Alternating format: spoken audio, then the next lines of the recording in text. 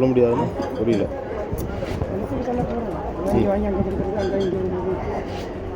₹10 வாங்கி நீங்கள் வச்சுக்கிறீங்களா?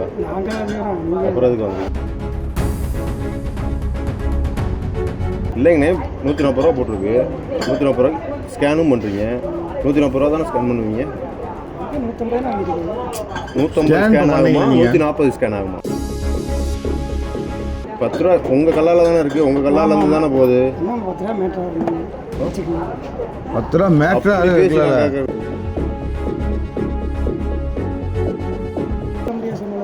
சொல்ல முடியாதுன்னு புரியல.